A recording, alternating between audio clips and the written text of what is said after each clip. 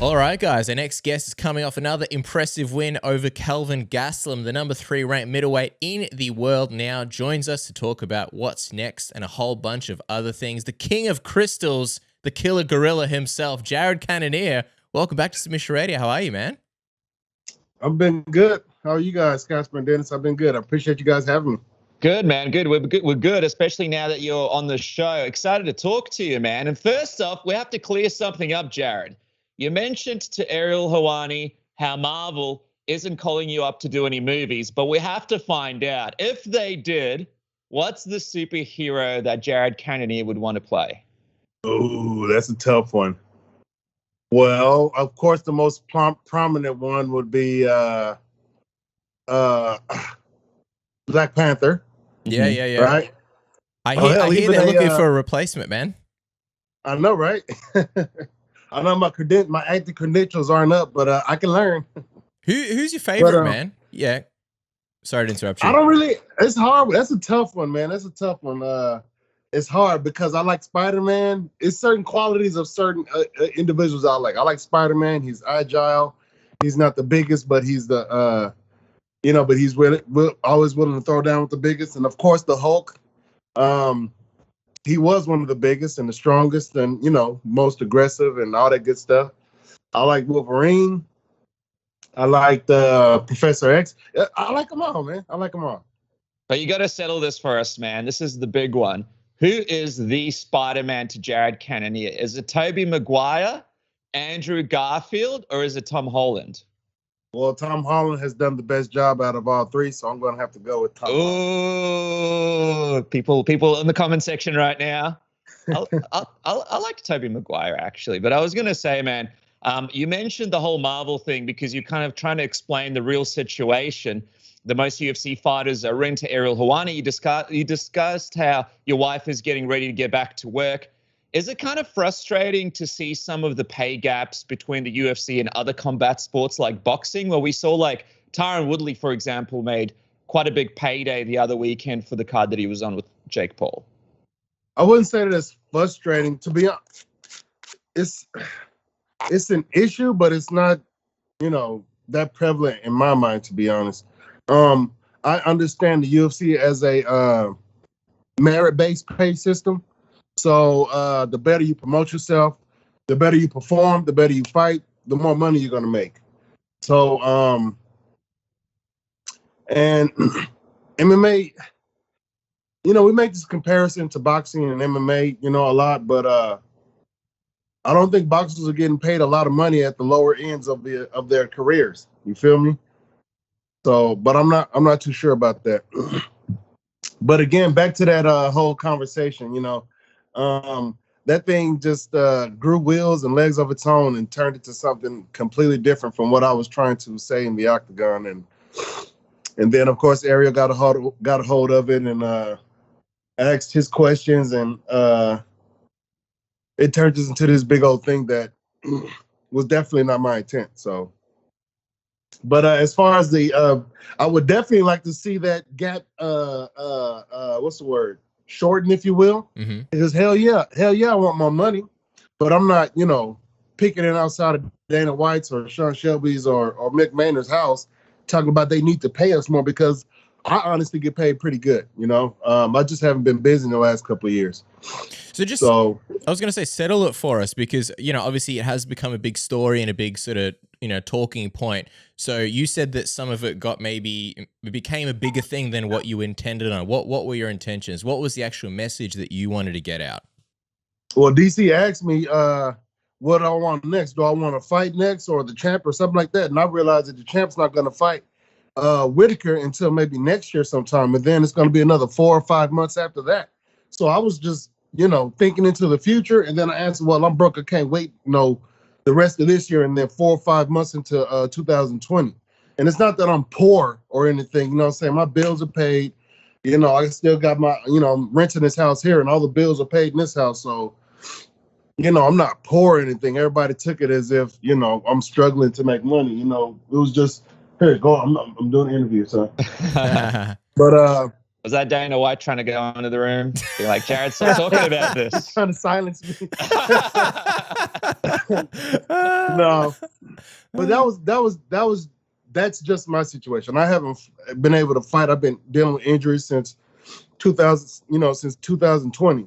So that's just been my issue. And now everybody's turning it into this thing. Everybody's got their comments and remarks. Apparently, some of these fighters aren't broke, so they're willing to wait forever and a day for a title shot that they may or may not get. So, it's just turning into this big dumb thing, I guess.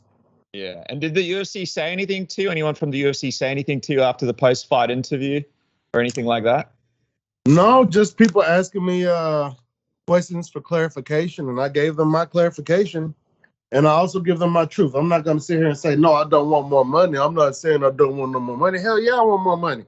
I would definitely love it if they paid me more, but I'm not saying that they're not paying me good either. So, everybody's trying to turn it into this thing and lump me into the same category as all the other fighters who've had pay complaints or whatnot. You know what I'm saying? I'm not complaining about my play. Not complaining about my pay. I kick ass and I get compensated. I get compensated for it.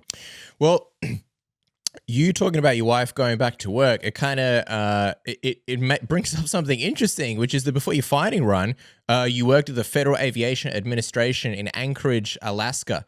Now, I'll be honest, my knowledge of Alaska comes primarily from the Simpsons movie and a few select Discovery Channel programs. I think Deadliest Catch was primarily in Alaska. So, and Australia, being in Australia, we know nothing about Alaska. But it sounds crazy, man. Alaska seems like a wild place. What was it actually like, and what do you think is the biggest misconception about Alaska life? Well, Alaska has been colonized, so it's just like any other place where it's been colonized. You got people. To be honest, Alaska was really nice. It's in Anchorage specifically. It's got three military bases and a whole bunch of FAA infrastructure there. The military complex has a big infrastructure in Alaska in general.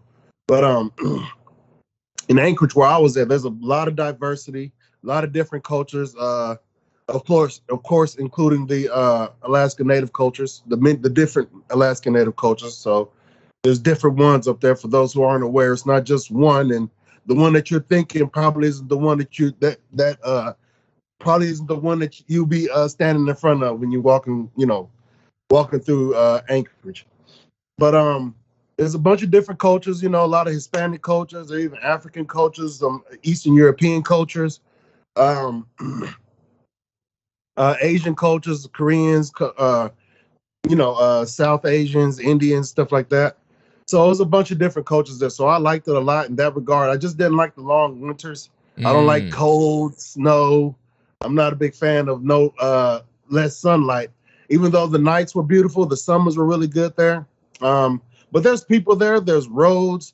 Most of northern Alaska is pretty remote, so there's not too much population up there. But in Fairbanks and Anchorage and a few of the other cities, it's developed a little bit. And then there are more rural cities that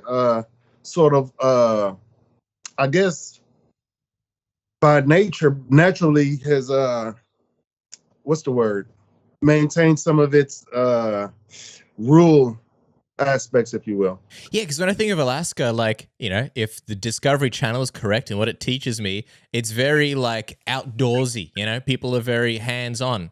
Fighting a bear is just what you do every morning because whatever. But you mentioned the winters. I just always think of Alaska as crazy snow, ice road trucker style. Was it kind of like that? Did you find yourself doing a lot of outdoor stuff and doing things by hand, or is that just completely not right?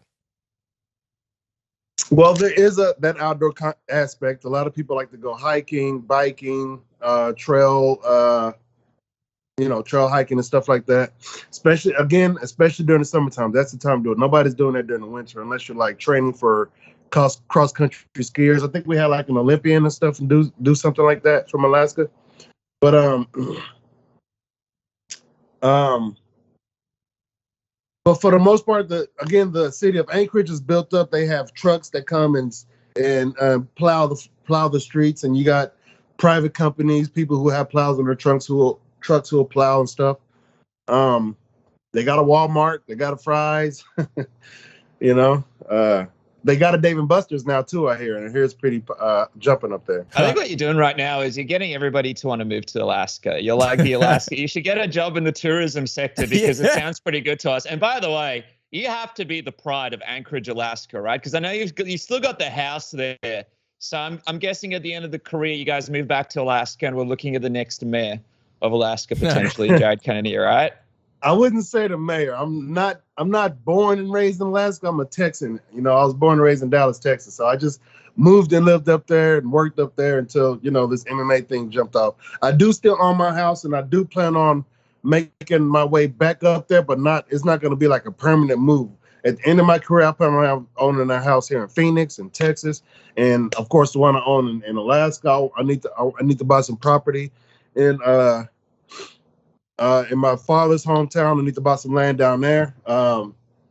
You know, I just got to make the money to make it happen. That's all. Yeah, there's some select bears that were very happy when you moved out, and now that you're coming back, they're like, "Oh shit, the big dog's back in town. Gonna find somewhere else to hide." But I was gonna say, we got to get your thoughts on obviously this past weekend's fights between Darren Till and Derek Brunson. Obviously, a huge fight for your division. What did you think of that one? I thought it went similar to how I expected it to go. You know, I expected either Darren was going to come out pretty aggressive and not get backed up by Brunson, and he did in certain areas, in certain parts of the fight, and until he got wrestled. And I expected him to be a lot better as far as getting back up from getting taken down and defending those takedowns and stuff. But I'm aware that Derek is an All-American wrestler. You know what I'm saying? He's been doing it as far as being an MMA wrestler for over 10 years. You know, I've seen this guy in Strikeforce taking guys down, you know, chasing guys across the ring, taking them down, but a lot more reserved this time around. And,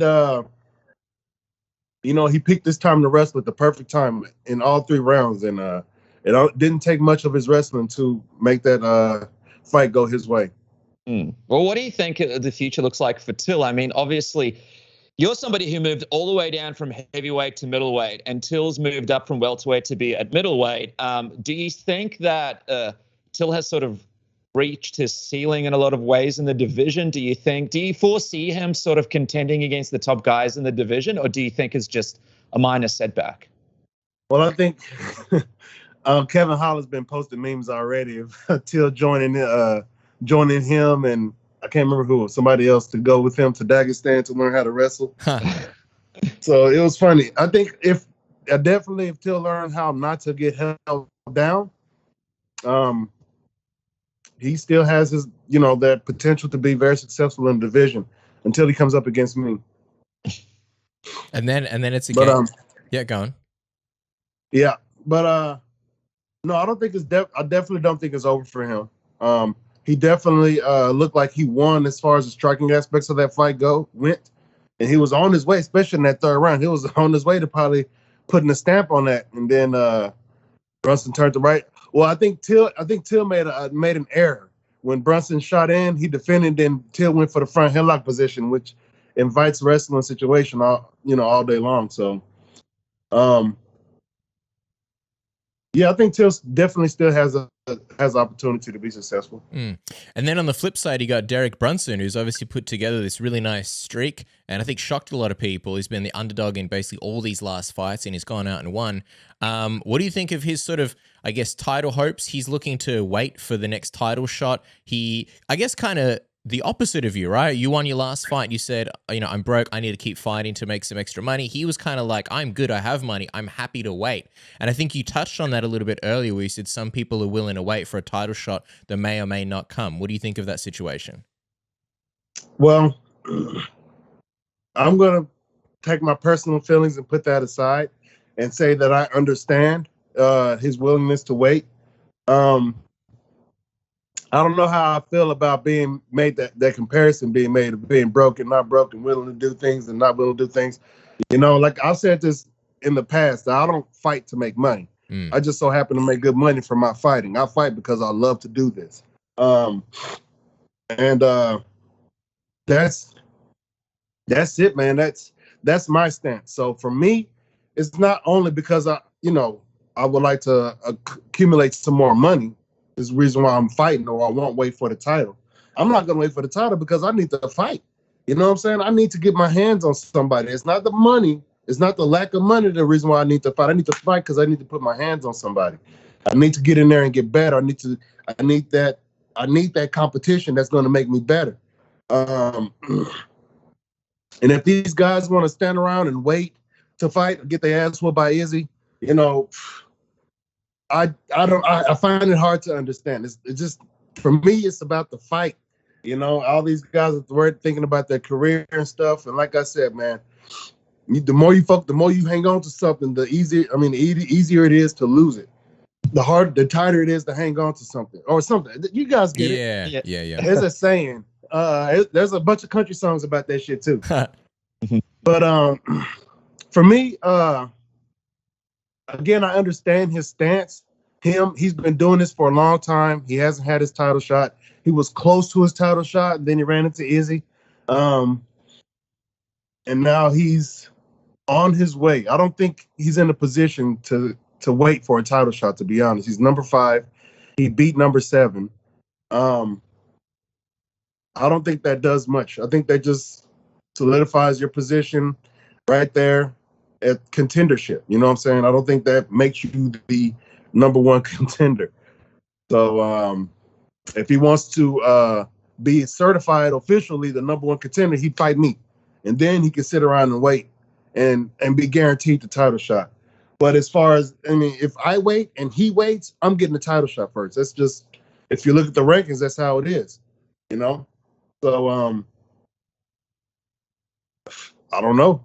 Well, to be honest, I'm waiting for them to call me. And if he says no, you know what I'm saying, he won't be the first one to say no to a fight with me. But a bunch of these guys say no to me. A lot of these guys in the top of the division have said no to me. So I'm not surprised. So you reckon if both of you kind of waited, not that you want to, but if both of you were to wait, you reckon they'd give you the shot over him?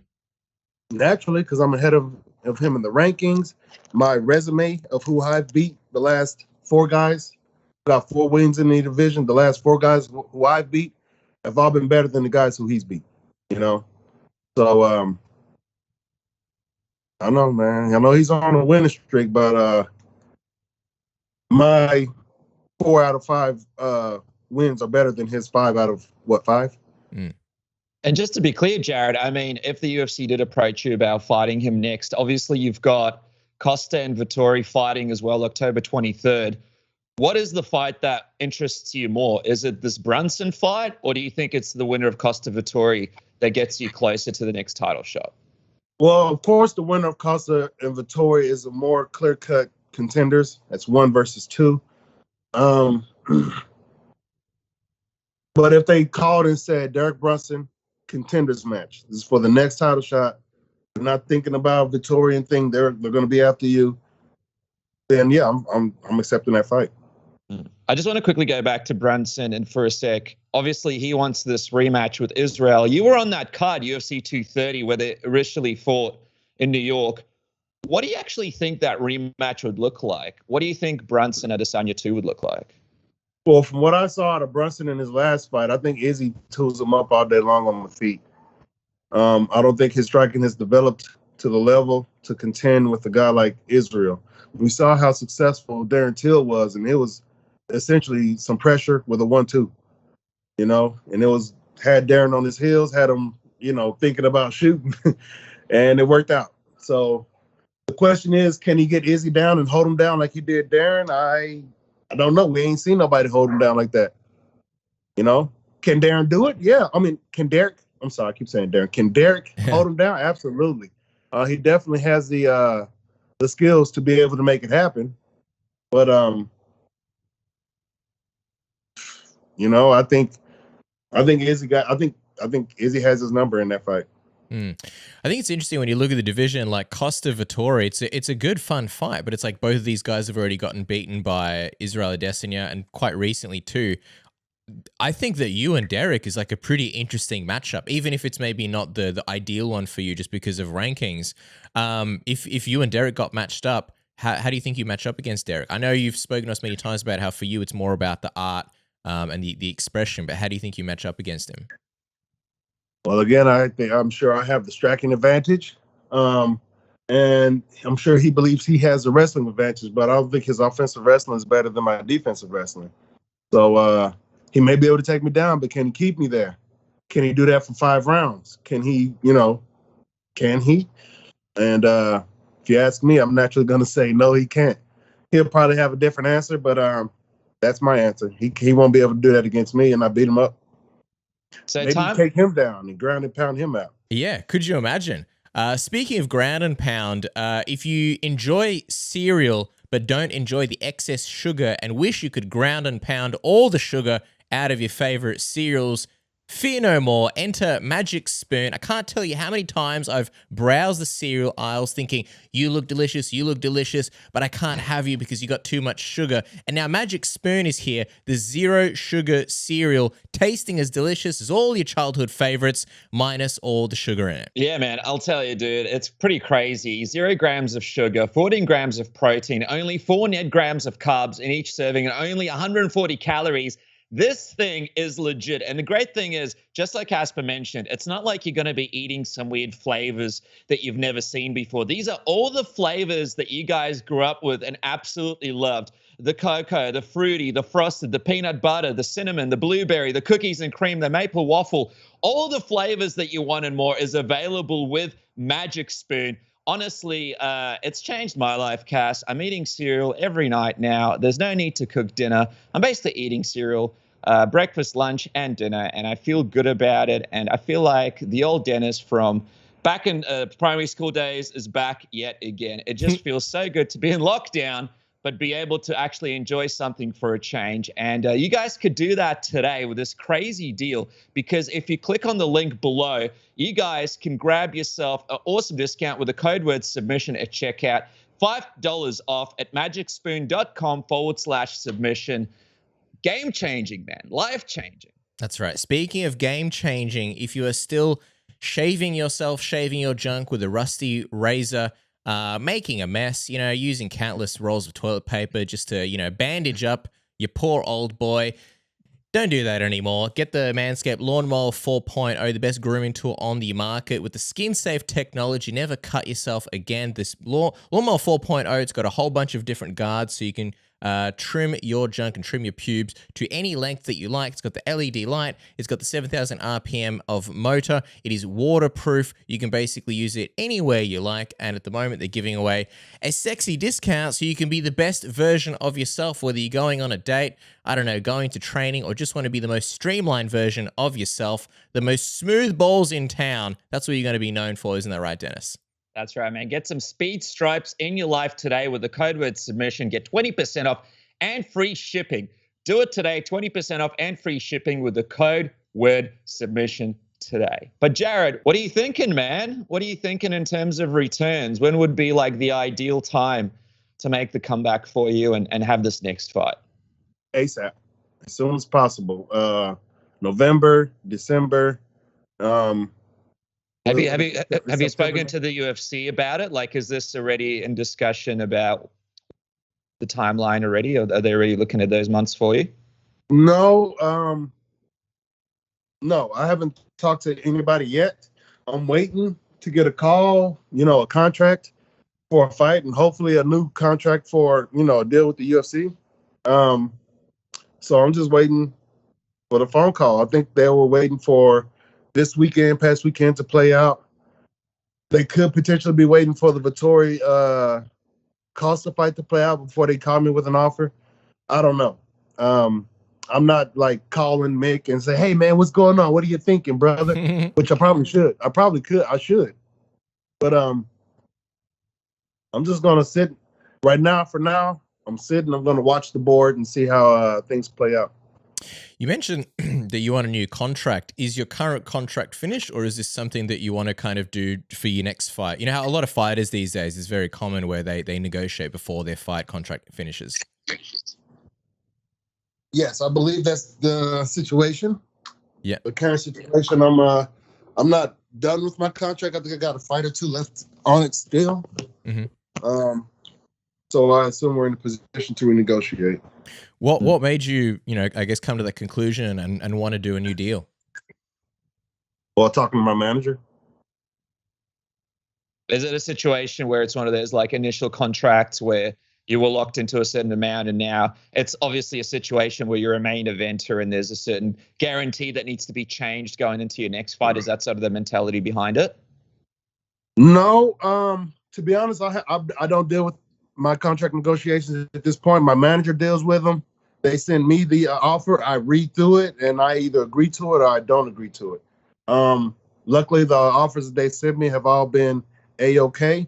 And I'm assuming that trend is going to continue. It's going to be better than, where I was for this last fight. So I've looked at the increases from my previous contracts, and hopefully we'll see something similar, if not better, to those increases. Yeah, and I wonder, is a sort of a possible guarantee to get a title shot if you win your next fight, is that something that would be a part of the contract for you? Some kind of, I suppose, implication of the contract that would say that you would be in contention for a title if that next win comes? And also, for those people freaking out at home, how likely is it that you could go somewhere else if you don't get what you want? You mean go somewhere like to another organization? Yeah, man. I mean, there's people at the edge of their seats now. Everybody was hoping to see Jared Cannonier stick around the UFC, but now the possibilities are endless. Well, I don't think I foresee you're going to see Jared Cannonier in the UFC.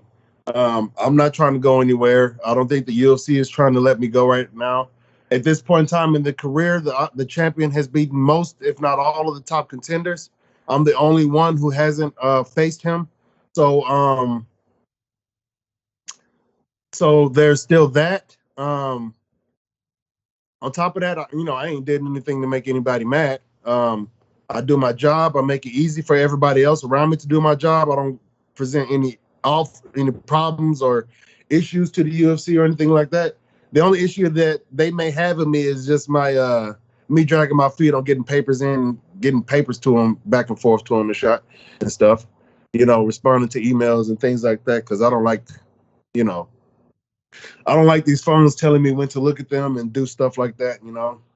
So no, I expect to be in the UFC. Whether they give me a contract for my next fight or not, I'm still going to fight. I'll fight the contract out if need be, and make them believe that they want to keep me on board. If that's the atmosphere, which I doubt. I think we're all on good terms. I think the UFC likes me, to be honest. I know I'm not the biggest talker. I don't have the biggest what's the word? I don't garner much attention, at least by putting on clown hats and dancing for everybody, for dancing for their masters or anything like that. Because that's not what I'm going to do. Everybody wants you to be an entertainer. I'm not an entertainer. I ain't nobody's jester. I am nobody's fool. So I'm not finna sit here and make a fool of myself on this camera for you guys. You know what I'm saying? Just to get more attention and more money and all that shit. So I kick ass and I do it pretty darn well. So I look good doing it too. Yeah, that's why we like chatting to you, Jared, because you keep it real. That's why we like these convos with you. But you kind of answered my next question, because I was going to ask you if for whatever reason the contract wasn't to your liking, would it keep you out? But you were saying that you'd fight it out if need be, and then you would just, look for a better contract in the near future, I guess. If worst case scenario, they didn't give you what you wanted, which hopefully they do. Yeah. Yeah. I mean, the possibilities are endless, So for me, I don't necessarily think about what may or may not happen. I usually just aim for what I want. And what I want is to either get that title shot next or a contenders fight next. So that's the only thing I'm putting my mental energy, my spirit energy into. I'm not concerning myself as if they don't give me. I haven't even thought about if they're not going to give me a contract. I don't even see that as a possibility, to be honest. So it was kind of weird you guys asking me. I'm like, you guys talking to somebody? Has somebody said something to you? Hey, listen, man, we got scared. You mentioned it. We're like, all right, Jared Cannonier, we can't wait to see his next fight. And We just had to find out. Just quickly, Jared, before we wrap, and by the way, you're one of the realest guys in the game, and I think that's what fans love about you. You don't need to do anything outside of what you do. Your fights are honestly an expression all on their own. But just quickly before we wrap up, what is this T-shirt that you're wearing? Because I think you're wearing a cool T-shirt, but we can't actually see it. What's This is Know Your Mushroom. I think it's a Mario reference. Nice. There it is. Know Your Mushrooms. Look at this. And it's got the power up one. And James Lynch would be going crazy right now. One up, the mini. Yep. Yeah. Oh, the man. only one that don't have on there is the magic mushrooms. I need to get that on there.